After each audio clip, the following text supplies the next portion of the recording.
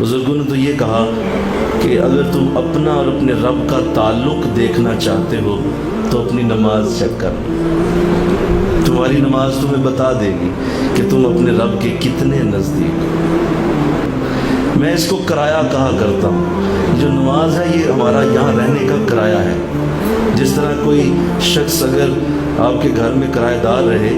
تو وہ 1 مہینہ کرایہ نہیں دے گا، آپ اسے کہیں گے یار کیوں نہیں دیتے ہو، وہ کہے گا اگلے مہینے دے دو، آپ کہتے ہیں کوئی بات نہیں، وہ اگلے مہینے بھی نہیں دیتا، آپ پھر پوچھتے ہیں کیوں نہیں دیتے ہو، وہ کہتا ہے اگلے مہینے دوں گا، آپ کہتے ہیں چلو ٹھیک ہے۔ جب تیسرے مہینے بھی نہیں دیتا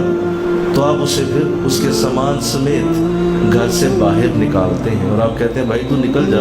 اس لیے کہ تو کرایہ نہیں دے رہا، میں کسی اور بندے کو رکھوں۔ تو بالکل ایسے ہی ہم جب صبح اٹھتے ہیں تو ساری رات کا کرایہ بنتی ہے فجر کی نماز۔ آپ نے رات استعمال کی، نیند استعمال کی، آپ کا جسم ٹھیک رہا، آپ کو اللہ نے نئی زندگی دی، آپ جو ہی آنکھ کھولی آپ مردہ تھے، نیم مردہ تھے، آپ کی آنکھ کھلی زندگی مل گئی،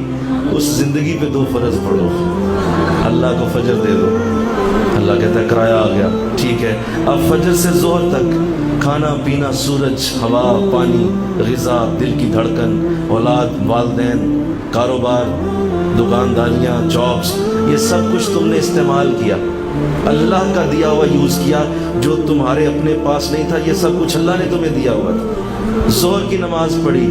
وہ سارا کرایہ ادا ہو گیا، پھر عصر پڑھی، کرایہ ادا ہو گیا، مغرب پڑھی، کرایہ، عشاء پڑھی، کرایہ دے دیا، اور یوں زمین پہ موج اور مستی سے رہتے رہو، کرایہ دیتے رہو، مزے کرو، اب سب کچھ تمہارا ہے۔ وہ مالک مکان تجھے کچھ نہیں کہے گا، وہ کہے گا وقت پہ کرایہ دے رہا ہے، جی دے رہا ہے، تو بھائی ٹھیک ہے استعمال کرو، گیس، بجلی، دیواریں، چھت، رنگ و روغن، میرے گھر کا فرش حاضر، یہ سب کچھ تیرے لیے کیونکہ تو کرایہ دیتا جا رہا ہے۔ اور اگر نہیں دو گے تو اللہ اس کرایے کو نکلوائے گا، وہ کبھی نہیں چھوڑے گا اسے، وہ تمہارے اس کرایے کو نکلوائے گا کسی اسپتال کے بیڈ پہ لٹا کے، وہاں لٹا لے گا اور وہاں اس کرایے کو وصول کرے، نہیں تو کسی عدالت کے کٹہرے پہ کھڑا کر دے، کسی جو ہے وہ شدید ترین ذلت میں ڈال کے معافیاں منگوا کے لوگوں کی، تو تمہارے کرائے کو نکلوا لینا، تیرے بچے کے سر کو پھاڑ کے